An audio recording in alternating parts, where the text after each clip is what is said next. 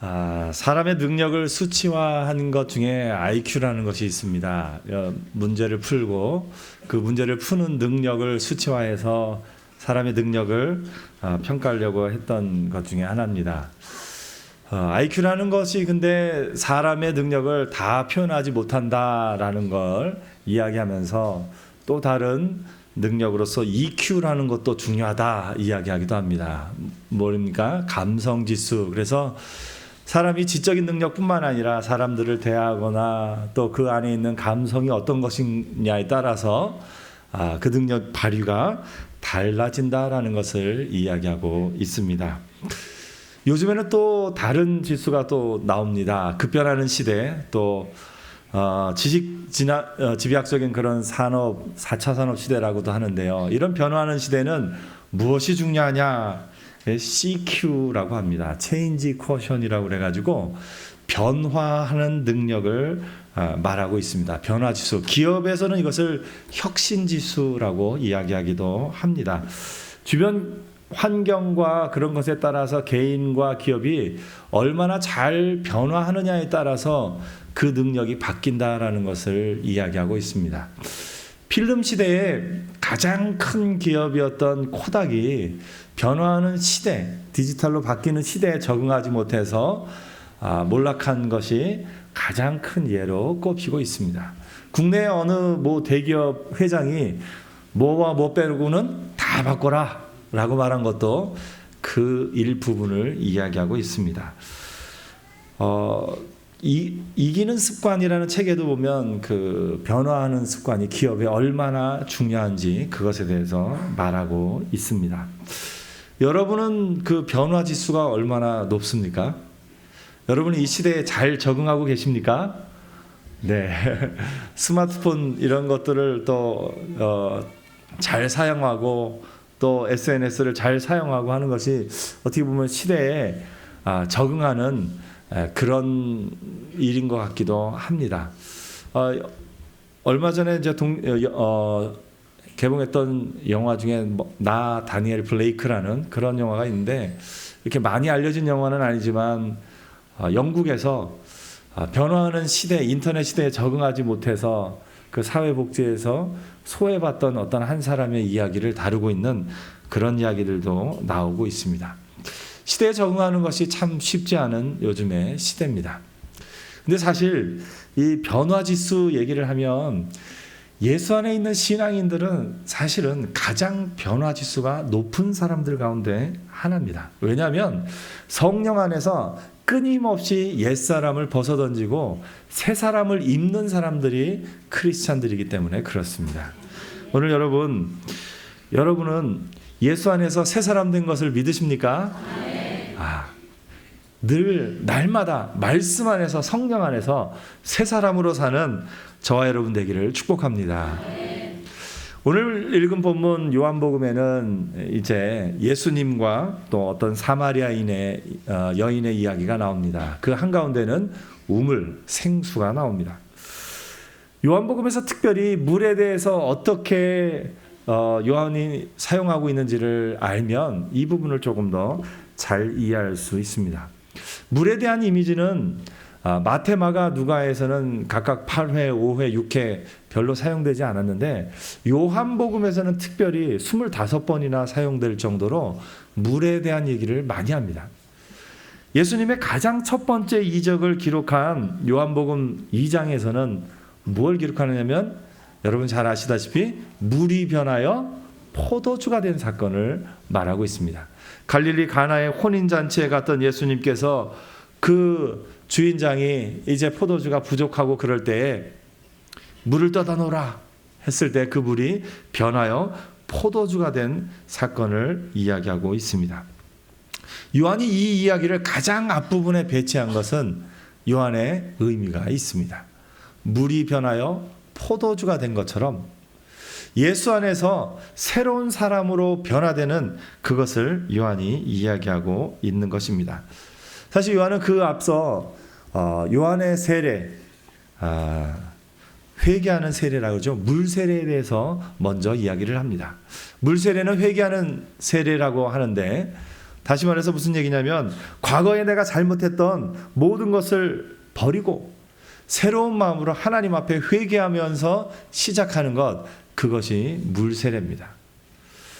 요한은 그 물세례 얘기를 하면서 내 뒤에 오실 이는 성령으로 세례를 주시리라 이야기를 하고 있습니다. 물의 이미지를 이렇게 사용하고 있는 겁니다. 사실상 성경의 물의 이미지는 생수, 생명의 이미지가 있고 부정한 것을 깨끗하게 하는 그런 이미지들이 있습니다. 그 여러 이미지들 가운데 요한은 특별히 변화하는 것에, 변화시키는 것에 주목하고 있습니다. 물이 변하여 포도주가 되었고 물세례를 받고 회개를 하는 모습이 나옵니다. 뿐만 아니라 오늘 읽은 본문 4장 바로 뒤에 나오는 5장에는 또 무슨 얘기가 나오냐면 베데스다 연못 얘기가 나옵니다. 베데스다는 어떤 곳입니까? 물이 동하면은 거기로 들어가는 사람마다 살아나는 그곳이 베데스다입니다. 그런데 거기 한 병자가 오래되었는데 그 물에 못 들어가서 낫지 못하는 그런 병자가 있습니다. 바로 그 병자를 예수님이 물이 없어도 예수님이 살리십니다. 그 물 속에 들어가야 살아나는 그것이, 그 능력이, 요한이 그걸 얘기를 하면서 예수 그리스도 안에서는 그 물이 아니어도 물의 능력, 변화시키는 그 물의 능력, 예수 그리스도로 말미암아 이 땅에 일어나고 있다는 것을 이야기하고 있는 겁니다. 물은, 요한이 사용하는, 요한복음에 나타난 물은 변화시키는 능력의 상징입니다. 예수를 믿어 변화되는 이야기는 사실은 성경에 더 많이 나옵니다. 바로 요 앞에 요한복음 4장 바로 앞에도 한 번 더 그 얘기가 나오는데 예수님이 니고데모를 만납니다. 그러면서 사람이 물과 성령으로 거듭나야지만 하나님 나라에 들어갈 수 있다는 것을 한 번 더 이야기하십니다. 이처럼 요한은 곳곳에 물로 말미암아 변화되는, 그리고 이제는 그 물을 뛰어넘어 물이 아닌 예수 그리스도로 말미암아 변화되는 삶을 이야기하고 있는 겁니다. 저와 여러분은 물과 성령으로 이미 거듭난, 그래서 예수 그리스도로 말미암아 새로운 삶을 사는 사람들인 줄 믿습니다. 이 요한의 이것은 신약 성경의 또 가장 중요한 주제이기도 합니다. 신약 성경의 가장 중요한 주제는 예수 그리스도로 말미암아 변화된 삶이 어떤 것인가 하는 것을 이야기하고 있습니다. 우리 에베소서 말씀 같이 한번 읽어볼까요? 다 같이 한번 읽어보겠습니다. 시작.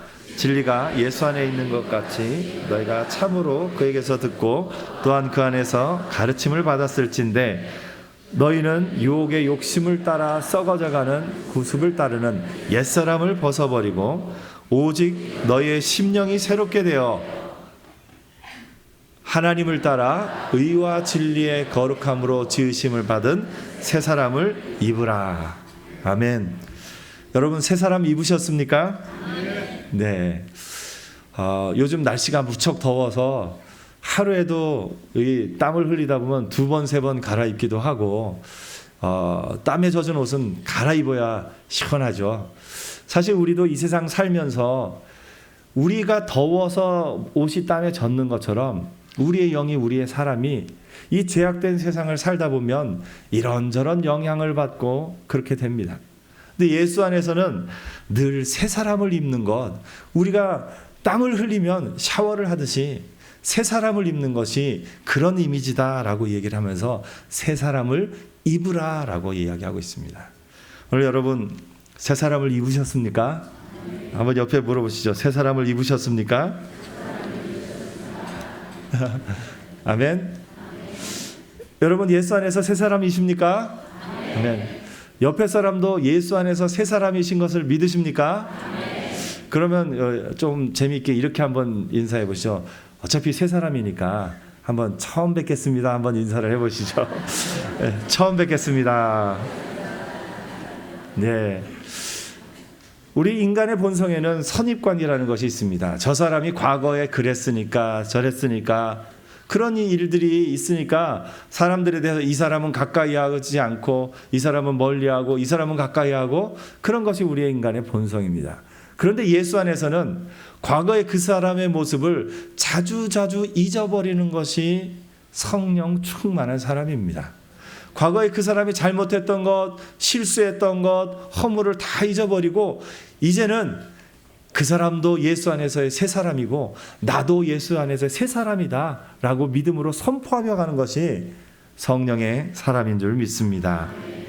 골로새서 3장 9절에 보니까 너희가 서로 거짓말을 하지 말라. 옛사람과 그 행위를 벗어버리고 새 사람을 입었으니 이는 자기를 창조하신 이의 형상을 따라 지식에까지 새롭게 하심을 입은 자니라. 오늘 여러분, 변화지수가 세상 기업에만 중요한 것이 아니라 예수 안에서 성령 안에서 사는 사람들에게 변화지수가 중요합니다. 예수 안에서 성령 안에 사는 사람은 끊임없이 자기 자신을 변화시키는 사람입니다. 전에 사랑하지 못했던 내가 사랑할 수 있게 되고, 용서하지 못했던 내가 용서할 수 있게 되고, 감사하지 못했던 내가 감사할 수 있게 되는 것, 예전에는 조금만 감사했던 내가 더 많이 감사할 수 있게 되는 것, 예전에는 내 가족만 사랑했던 내가 전혀 낯선 땅에 있는 저 아프리카에 있는 작은 한 아이마저도 사랑할 수 있는 그런 사람으로 변화해가는 것, 이것이 예수 안에서의 성령 안에서의 변화 지수인 것입니다. 우리 여러분, 변화 지수가 높은 사람으로 살기를 축복합니다.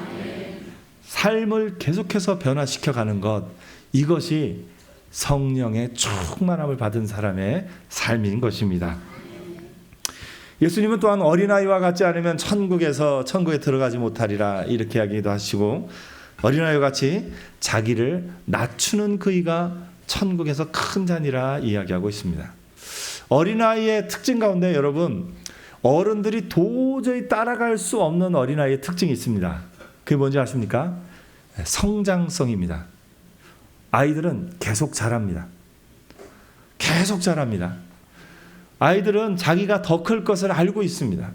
근데 어른은 자라지 않습니다. 내가 크지 않을 거라는 걸 알고 있는 것 같습니다. 그런데 영적으로는 어린아이가 되기를 축복합니다. 영적으로는 내가 이 정도면, 내가 교회도 몇십 년 다니고 내가 뭐도 하고 이 정도면 내가 다 컸어? 아닙니다. 더 커야 됩니다. 더 성장해야 됩니다. 말씀 안에서 나를 더 변화시켜가는 은혜가 있기를 축복합니다. 어디까지요? 그리스도 예수의 장성한 분량에 이르기까지 자라가는 은혜가 있기를 축복합니다. 예전에는 내가 말씀 가운데 요 정도 말씀만 지켰다면 이제는 말씀에 안 보이는 곳에 있는 말씀까지도 그 말씀을 이해하고 받아들이고 그 말씀대로 사는 것, 그것이 성령 충만한 자의 삶인 것을 봅니다. 에베소서 4장 13절에 우리가 다 하나님의 아들을 믿는 것과 아는 일에 하나가 되어 온전한 사람을 이루어 그리스도의 장성한 분량이 충만한 데까지 이르리니 라고 말하고 있습니다. 말씀 따라 변하는 삶, 말씀으로 인해 변하는 삶, 이것이 성령의 사람입니다.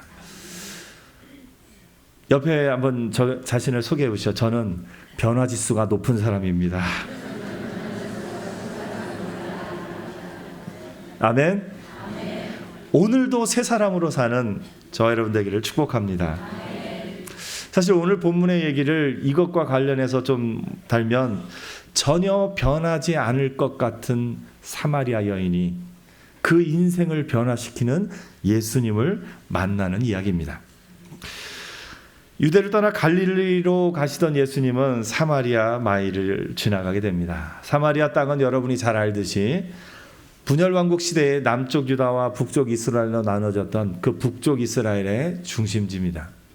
이 북쪽 이스라엘은 BC 722년에 아수르 제국에게 망합니다. 아수르 제국의 정책은 그들을 멸망시키고 나서 저 이방 다른 나라 사람들을 그 지역에 와서 살게 만들었습니다. 그로 말미암아서 이방 사람들과의 결혼이 이루어지고 유대 민족의 정통성을 지키지 못하던 것이 이 사마리아 땅이었습니다. 사실 이 여인이 또 유대 사람들이 사마리아 사람들과 적대적인 관계를 맺게 된 건 또 하나의 사건이 있었습니다. 예수님이 오시기 전 약 400년 전에 이 사마리아 사람들은 예루살렘 성에 갈 수가 없으니까 이 그리심산이라는 곳에 자기들만의 성전을 지었습니다. 그런데 예수님이 오시기 얼마 전에 이 땅에 하스모니아 왕가가 세워집니다. 독립을 전쟁을 해서 세웠던 그 왕가에 속한 통치하였던 요한 히르카누스라는 사람이 이 그리심산에 세워졌던 성전을 무너뜨립니다. 그로 말미암아 사마리아 사람들은 유대인들에 대해서 적개심이 더 커진 상황입니다. 이런 적개심 때문에 유대인들과 사마리아 사람들은 서로 가까이하기를 꺼려합니다. 그렇지만 어쩔 수 없이 저 갈릴리로 가기 위해서는 이 사마리아 지방을 통과해야 됐습니다. 물론 저렇게 빙 돌아서 가는 길도 있지만 이 사마리아로 가는 가장 가까운 길이 갈릴리로 가는 가장 가까운 길이 이 사마리아 땅이었기 때문에 실제로 유대인들은 대부분 이 길을 사용했다고 합니다. 요세푸스라는 학자가 쓴 글들을 쭉 보면은 이 이스라엘 사람들이 이 사마리아 땅을 지나서 갈릴리로 가는 것이 보편적인 통로였음을 많은 이야기를 통해서 보여주고 있다라고 합니다. 사마리아에는 이 가운데 있습니다. 예수님은 그 길을 지나가십니다. 요한이 이 사마리아 여인을 소개하면서 바로 앞에 니고데모 이야기를 배치해 놓았습니다. 니고데모와 사마리아에는 여러 가지 면에서 대비가 됩니다. 니고데모는 박식했고 권력도 있었고 존경받았고 정통적인 신앙을 가지고 있었고 신학적인 훈련도 받은 사람이면서 남자였습니다. 사마리아에는 못 배웠고 영향력도 없었으며 멸시받았고 단지 그 지역의 신앙만을 갖고 있었던 그런 여인이었습니다. 니고데모는 권세가 있었고 유대인이었는데 사마리아에는 권세도 없었고 사마리아 사람이었습니다. 더구나 도덕적으로 더 큰 어려움을 겪고 있던 그런 경우였습니다. 요한복음은 이 두 사람을 니고데모와 또 이 사마리아 여인을 대비시키면서 그럼에도 불구하고 두 사람의 공통된 점을 하나 만들어가고 있습니다.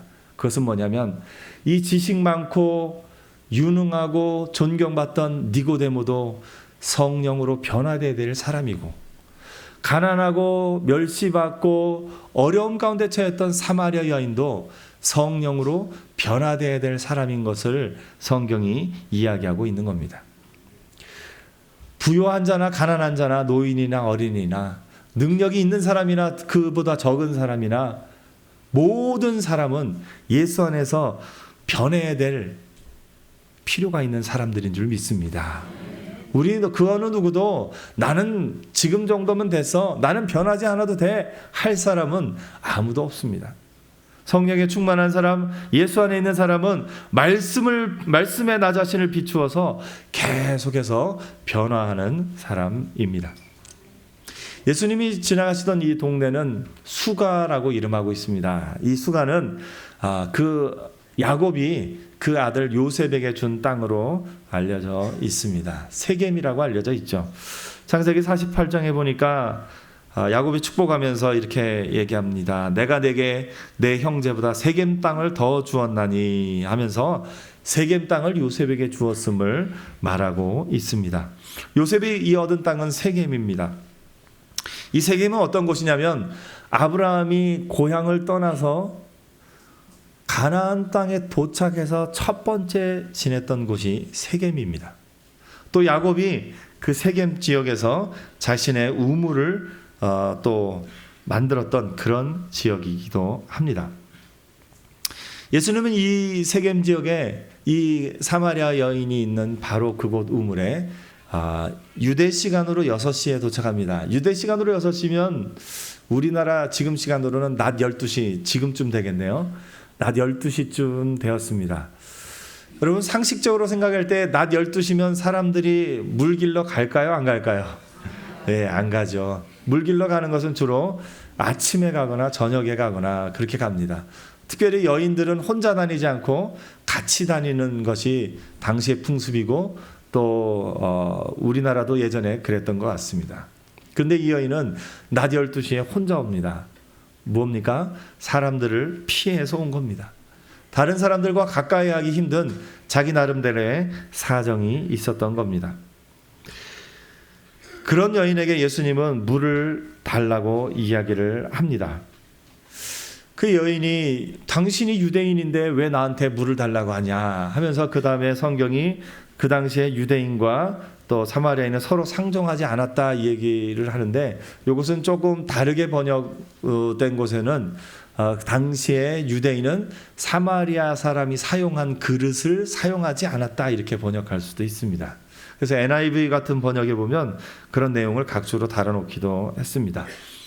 어쨌건 이 여인의 생각에는 이해가 안 되는 겁니다. 왜 당신이 나에게 물을 달라고 합니까? 라고 이야기합니다. 여인은 예수님의 요청을 예수님이 유대인이기 때문에 거절했습니다. 사실 예수님은 나중에 조금 유대인들에게 배척받은 이유가 유대인들이 예수님을 사마리아 사람이다 라고 하면서 배척하기도 합니다. 요한복음 8장 48절에 보면 유대인들이 대답하여 이르되 우리가 너를 사마리아 사람이라 또는 귀신이 들렸다 하는 말이 옳지 아니하냐. 유대인들이 막 소문을 내기를 예수님은 사마리아 사람이다 이렇게 소문을 낼 정도로 사마리아인이다라는 것은 유대인들에게는 아주 쉽지 않은 문제였던 것 같습니다. 이 여인은 예수님이 물을 달라고 한 그 말 자체에서 보통 사람과는 다르다는 것을 아마 느꼈을 겁니다. 그런 여인에게 예수님은 그 여인이 전혀 알지 못하는 생수를 주겠다라고 이야기를 하십니다. 생수의 이미지는 사실은 구약에 너무나도 많이 나온 이미지입니다. 이 여인은 그런 것을 잘 몰랐을 겁니다. 왜냐하면 사마리아 사람들은 모세오경만 가지고 신앙생활을 했습니다. 그 뒤에 나오는 예언서들은 다 잘 받아들이지 않고 구약 성경 가운데 모세오경만 받아들였던 사마리아 사람들이었습니다. 그런데 구약에 대한 지식이 조금만 있는 사람이라면 예수께서 생수를 주겠다라고 말씀하실 때 바로 알아들었을 겁니다. 이스라엘 백성이 하나님을 떠난 것을 성경은 이렇게 표현합니다. 예레미야 보면 내 백성이 두 가지 악을 행하였나니 곧 그들이 생수의 근원되는 나를 버린 것과 스스로 웅덩이를 판 것인데 그것은 그 물을 가두지 못할 터진 웅덩이들이니라. 생수의 이미지가 예레미야에서는 이스라엘 백성이 하나님을 버린 것을 생수를 버리고 자기들이 웅덩이를 파서 물을 가두어서 그 썩은 물을 마시는데 그 물마저도 밑이 터져서 가두지 못할 그런 웅덩이다라고 이야기를 하고 있습니다. 그런 이스라엘의 상황 가운데 선지자들은 멀지 않은 미래에 생수가 솟아날 것을 이야기하고 있습니다. 스가랴 14장 8절 말씀 같이 한번 읽어보겠습니다. 시작.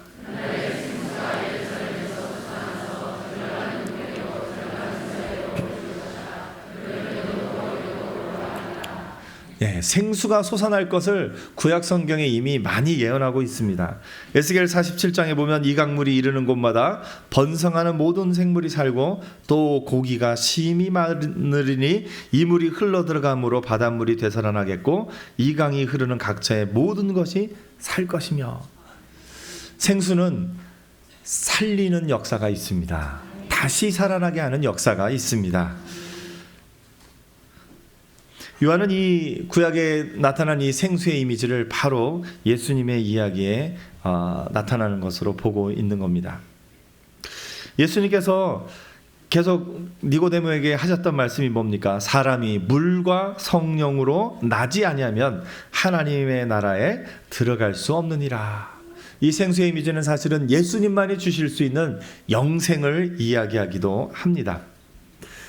이 여인은 영생의 이미지를 또 구약의 예언들을 알지 못하기 때문에 예수님에게 반문합니다. 당신이 야곱보다 큰 사람입니까?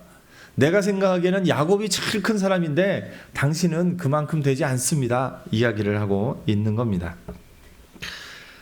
예수님은 그러나 실제로 야곱보다 큰 사람이었고 이 여인에게 생수를 줄 수 있는 사람이었습니다.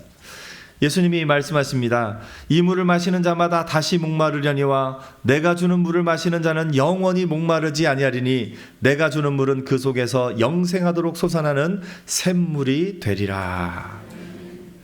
예수님은 목마름이 그냥 단순히 육신적으로 목마른 것 넘어서서 하나님이 없이 살아가는 인간의 깊은 내면적인 갈증, 하나님이 없음에 대한 그 갈증을 이야기하고 있는 겁니다. 이것은 구약에 또 이미 예언된 내용들 가운데 하나입니다. 우리 이사야 49장 10절 말씀 또 한번 보겠습니다. 시작. 그들이 줄이거나 목마르지 아니할 것이며 더위와 볕이 그들을 상하지 않으리니 이는 그들을 긍휼히 여기는 이가 그들을 이끌되 샘물 근원으로 인도할 것임이라. 아멘. 예수께서 우리를 그 하나님을 향한 갈증이 있던 인간의 우리를 택하셔서 그 갈증을 해결할 샘물 근원으로 인도하여 주신 줄 믿습니다. 44장 3절 또 이렇게 말합니다. 이사야 44장 3절 한 번 더 읽겠습니다. 시작. 나는 목마른 자에게 물을 주며 마른 땅에 시내가 흐르게 하며 나의 영을 내 자손에게 나의 복을 내 후손에게 부어주리니 그들이 아멘. 목마른 자에게 물을 주는 것, 이것이 예수님의 사명이고 예수님의 사역입니다. 예수님은 그 물을 주는 것과 같이 우리에게 새로운 영을 허락하셔서 그 영으로 말미암아 우리가 살게 될 것이라고 말씀하고 있습니다. 예레미야 31장 마지막으로 한 번만 더 보겠습니다. 예레미야 31장 다 같이 읽어보겠습니다. 시작. 여호와의 말씀이니라. 보라, 날이 이르느니 내가 이스라엘 집과 유다 집에 새 언약을 맺으리라. 이 언약은 내가 그들의 조상들의 손을 잡고 애굽 땅에서 인도하여 내던 날에 맺은 것과 같지 아니할 것은 내가 그들의 남편이 되었어도 그들이 내 언약을 깨뜨렸음이라. 여호와의 말씀이니라. 그러나 그날 후에 내가 이스라엘 집과 맺을 언약은 이러하니 곧 내가 나의 법을 그들의 속에 두며 그들의 마음에 기록하여 나는 그들의 하나님이 되고 그들은 내 백성이 될 것이라. 여호와의 말씀이니라. 아멘. 새로운 생수 되신 예수님은 우리 안에 새 영을 허락하여 주셔서 그 새 영으로 말미암아 새로운 관계, 새로운 사람이 될 것을 이야기하고 있습니다. 에스겔에서도 이렇게 얘기합니다. 맑은 물을 너희에게 뿌려서 너희로 정결하게 하되. 요엘서도 계속 이야기합니다. 그 후에 내가 내 영을 만민에게 부어 주리니. 그 영은 이스라엘에 국한되지 않고 천하 만민에게로 나아갑니다. 이사야 55장에 5절에 보니까 보라, 내가 알지 못하는 나라가 너를 부르실 것이며 너를 알지 못하는 나라가 내게로 달려올 것은 여호와 내 하나님 곧 이스라엘의 거룩하신 이로 말미암음이니라. 이는 그가 너를 영화롭게 하였느니라. 여러분, 생수를 받은 자로 살고 계십니까? 아멘. 이 여인은 니고데모와 똑같이 반응합니다. 니고데모는 예수님의 그 말씀에 대해서 어떻게 다시 납니까? 이 여인은 예수님의 그 말씀에 대해서 어떻게 목마르지 않습니까? 나는 그러고 싶습니다. 이야기를 합니다. 둘 다 외적인 부분에만 본 겁니다. 니고데모도 사람이 어떻게 다시 태어납니까? 여자도 목이 마른데 어떻게 영원히 목마르지 않습니까? 외적인 부분을 이야기합니다. 그러나 사실 모든 변화의 시작은 그 속 안에서부터 시작되는 것을 봅니다. 성령 안에서 이루어지는 변화는 그 내면으로부터 시작이 됩니다. 성령의 충만을 함을 받은 영혼들이 그 속으로부터 새 사람이 입어서 살아나는 역사가 시작되는 겁니다. 예수를 믿은 이후로 이런 변화와 새 생명 역사는 단번에 이루어지며 또한 지속적으로 이루어지는 것을 보게 됩니다. 오늘 우리가 이 새 사람을 입은 자로 살아갈 것을 예수님이 이야기를 하는데 여인은 엉뚱한 얘기를 또 한 번 합니다. 예수님이 이제 보통 사람이 아니라 선지자라는 것을 여인도 알았습니다. 인정합니다. 그러면서 물어봅니다. 우리 조상들은 여기서 예배를 드리라고 했는데 유대 사람들은 예루살렘에서 예배를 드린다고 하는데 어느 것이 맞습니까? 이야기를 합니다. 장소를 가지고 얘기합니다. 그런데 예수님은 장소가 중요하지 않다라고 말하고 있습니다. 여러분, 예배가 무엇입니까? 여러분은 무엇이 예배라고 생각합니까? 구약 성경에 가장 먼저 예배에 대한 부분이 나오는 것이 가인과 아벨의 제사 이야기가 나옵니다. 거기서 가인의 제사가 있고 아벨의 제사가 있습니다. 하나님이 가인의 제사는 연락하지 않으셨고 아벨의 제사는 연락하셨습니다. 그 가인과 아벨의 입장에서 어떻게 제사를 드렸느냐, 그것이 중요하기는 하겠지만 관점을 바꿔보면 가인이 드린 제사, 아벨의 드린 제사가 아니라 하나님이 연락하시는 제사가 있고 하나님이 연락하지 않으시는 제사가 있습니다. 하나님이 연락하시다라는 이 동사를 가만히 살펴보면 이 동사는 보다라는 의미를 가지고 있습니다. 다시 말해서 가인의 제사는 하나님이 고개를 돌리신 겁니다. 아벨의 제사는 하나님이 보신 겁니다. 연락하다 연락하지 않다는 하나님이 보시는가 그렇지 않은가의 삶의 문제입니다. 구약의 이스라엘 백성이 고난당할 때마다 기도한 내용이 뭔지 아십니까? 하나님이여 어찌하여 우리를 돌아보지 아니하시나이까. 하나님이 우리를 보시기만 하면 되는데 하나님이 안 보시기 때문에 우리가 이런 고난 가운데 있습니다 라고 이야기를 하고 있습니다. 하나님이 보시는 삶, 사실은 그것이 예배입니다. 여호와께서 고개를 돌리시는 것은 그 예배를 받지 않으신다는 겁니다. 하나님이 보신다는 것은 그 예배를 받으신다는 겁니다. 신약에 와서는 이것을 예수님은 영과 진리로 드리는 예배라고 표현을 하고 있고, 바울은 로마서 10장에 그러므로 너희 삶을 거룩한 산 제사로 드리라 이야기하고 있는 겁니다. 예배는 사실 이 자리에서 있는 것이 아니라 여러분의 삶이 예배입니다.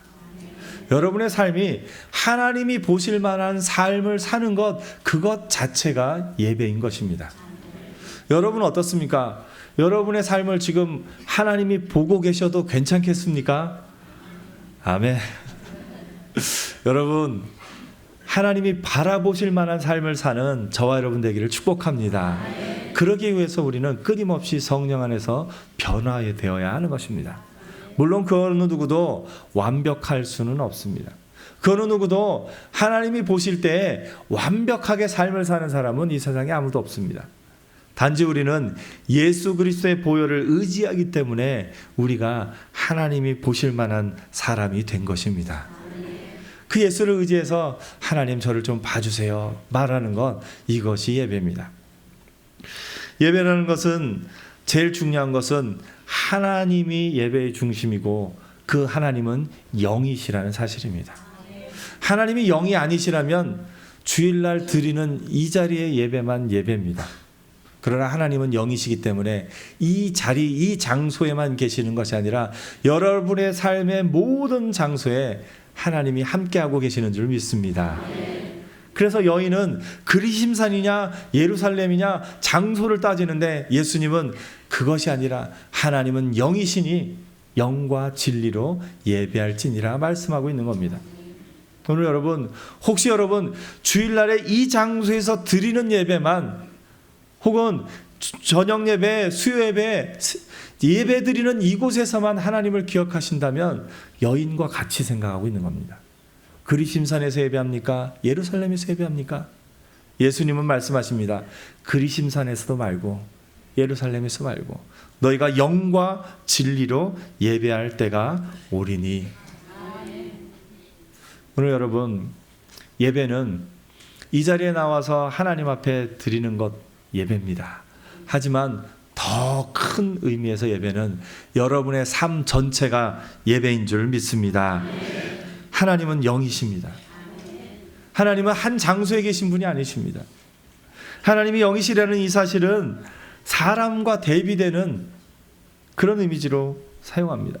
이사야 31장 3절에 보니까 애굽은 사람이요 신이 아니며 그들의 말들은 육체요 영이 아니라 여호와께서 그의 손을 펴시면 돕는 자도 넘어지며 도움을 받는 자도 엎드러져 다 함께 멸망하리라 이야기를 하고 있습니다. 사람은 한계가 있고 육신이 있고 그 한계 속에서 살아갑니다. 그러나 하나님은 영이십니다. 하나님은 영이시라는 것은 썩어질 인간과 다르다라는 겁니다.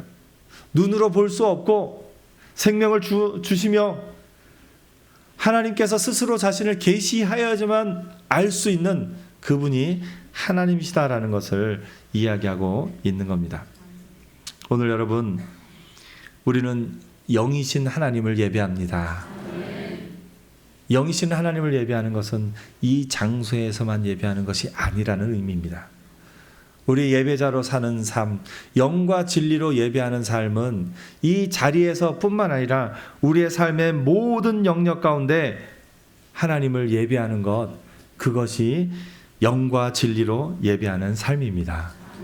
예배자로 살아가는 여러분, 이 자리에서 뿐만 아니라 돌아가는 차 안에서부터 또 집에서 하나님 앞에서 늘 예배자로 살기를 축복합니다. 예배자로 사는 삶은 요한이 물에 대해서 이야기하셨듯이 끊임없이 자기 자신을 변화시키는 사람, 끊임없이 말씀 앞에 비추어서 나 자신을 변화시키는 사람이 예배자로 사는 삶입니다. 예전에는 내가 사랑할 수 없던 사람을 사랑하고, 예전에는 내가 용서할 수 없던 사람을 용서하고, 예전에 내가 순종하지 못했던 것을 순종하고, 예전에 내가 감사하지 못했던 것을 감사하며 사는 삶, 그것이 성령 안에서 변화하는 삶, 예배자로 사는 삶인 줄 믿습니다. 성령 안에 사는 사람으로, 늘 변화하는 사람으로 예배자로 사는 저와 여러분 되기를 축복합니다.